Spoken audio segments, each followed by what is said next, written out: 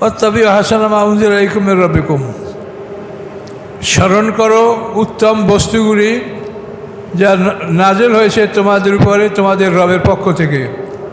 মিন ক্বাবলি আন ইয়াতিয়াকুমুল আযাব, তোমাদের কাছে এসে যাওয়ার পূর্বে ওই শাস্তি বাগদাতান হঠাৎ করে।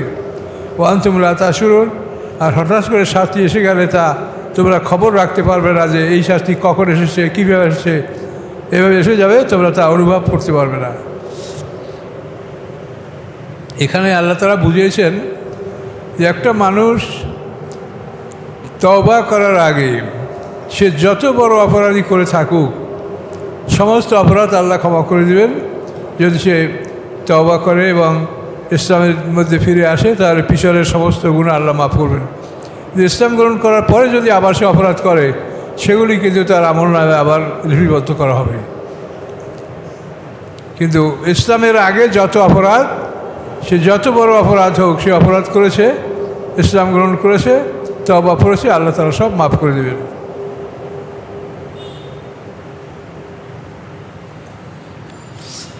আন তাকুল নাফসুন ইয়া হাসরাতা আলা মা ফাররাতু ফি জামবিল্লাহ, যেন কোনো মানুষ এভাবে না বলে যে হায় আফসোস, আমি যে অপরাধ করেছি আমার আল্লাহর ব্যাপারে, এই অপরাধের জন্য আমি দুঃখিত। ওয়া ইন কুনতু লামিনা শাকিরিন, এবং নিশ্চয়ই আমি ছিলাম ঠাট্টা উপহাসকারীদের অন্তর্ভুক্ত। কাজে বিষয়টা বুঝতে হবে, যেখানে আল্লাহ তাআলা বড় বড় অপরাধের কথা, ক্ষমা করার কথা বলেছেন, এই অপরাধের মূল উদ্দেশ্য হচ্ছে যে ঈমানের আগে তুমি যত অপরাধ করেছো সেগুলি মাপ।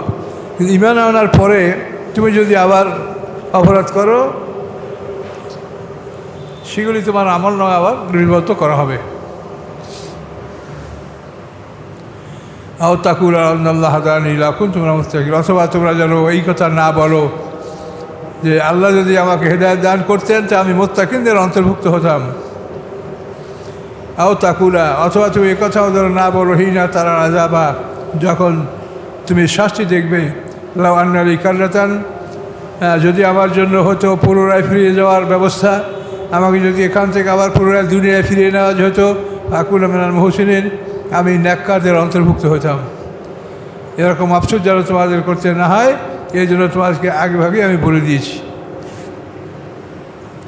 বালাকাত জাত আয়াতি, আল্লাহ বলেন হ্যাঁ অবশ্যই এসেছে তোমার কাছে আমার আয়াতগুলি। ফাকাত জাপ্তা বেহা, তুমি আয়াতগুলিকে অস্বীকার করেছো। ওয়াস্তাকবারতা, এবং তুমি অহংকার করেছো।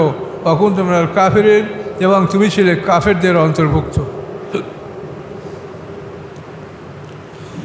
ওয়াউমাল কিয়ামতে তারাল্লাযিনা কাযাবু আল্লা উজুহুম মুসওয়াদ্দা, ওয়াউমাল কিয়ামা, এবং কিয়ামতের দিন তারাল্লাযিনা কাযাবু আলা উজুহিম মুসওয়াদ্দা, দেখবে কাফেররা তাদের চেহারার উপরে কালো চিহ্ন, অপরাধের জন্য তাদের চেহারার রং কালো রং ধারণ করবে। হয়ে তারা কিয়ামতের দিন অপরাধের কারণে তাদের চেহারা কালো রং ভীষণ দেখতে পাবে। আলাইসা ফি জাহান্নাম মাসওয়াল লিল মুতাকাব্বিরিন, আল্লাহ বলেন জাহান্নাম কি অহংকারকারী তাকাব্বরকারীদের জন্য কি জাহান্নাম ঠিকানা নয়? অবশ্যই তাদের ঠিকানা এই জাহান্নামে। অপরাধীদের, অহংকারীদের তাদের ঠিকানা জাহান্নাম। ওয়ায়ুনাজ্জিল্লাহুল্লাযীনা ইত্তাকাউ বিমাফাযাতিহিম, এবং মুক্তি দেবেন আল্লাহ তাআলা তাদেরকে যারা ভয় করেছে, বিমাফাযাতিহিম, তাদের জয়যুক্ততার মাধ্যমে। লা ইয়ামাসসুহুমুস সূ, কোনো ক্ষতি তাদেরকে স্পর্শ করবে না। ওয়ালাহুম ইয়াহজানুন, এবং তারা দুশ্চিন্তাও করবে না। এটা আল্লাহ ঘোষণা করে দিয়েছেন তাদের জন্য।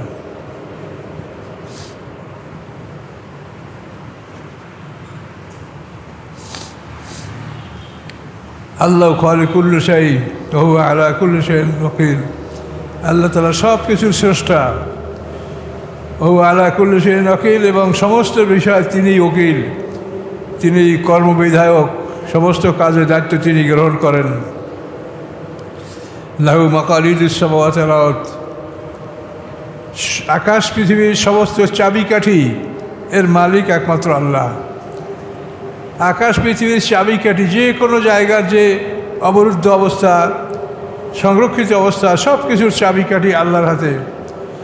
আল্লাযীনা কাফারু বিআয়াতিল্লাহ, যারা আল্লাহর আয়াতগুলিকে অস্বীকার করে, উলাইকা হুমুল খাসিরুন, তারা ক্ষতিগ্রস্তদের অন্তর্ভুক্ত হবে। কুল, আপনি বলুন, আফা গায়রাল্লাহি তা'মুরুনি আ'বুদু আইয়ুহাল জাহিলুন, তোমরা কি আদেশ করো আমাদেরকে, যে জাহেল, যে তোমাদের আমরা ইবাদত করব? কুল, আপনি বলেন, আফা গায়রাল্লাহি তা'মুরুনি আ'বুদু আইয়ুহাল জাহিলুন, হে জাহেল, তোমাদের আদেশ অনুসারে আমরা কি আল্লাহ ছাড়া অন্য কারো ইবাদত করব? এটা কি সম্ভব? কখনোই যেন আমরা না করি। ওয়ালাকাদ উহিয়া ইলাইকা ওয়া ইলাল্লাযীনা মিন ক্বাবলিক, অথচ ওহী করা হয়েছে আপনার প্রতি, ওয়া ইলাল্লাযীনা মিন ক্বাবলিক, এবং আপনার পূর্বে যা ছিল তাদের কাছে ওহী করা হয়েছে, লাইন আশরাকতা লায়াহবাতান্না আমালুক, যদি শিরক করেন তাহলে সমস্ত আমল আপনার নষ্ট হয়ে যাবে, ওয়ালা তাকুনান্না মিনাল খাসিরিন, এবং আপনি ক্ষতিগ্রস্তদের অন্তর্ভুক্ত হয়ে যাবেন।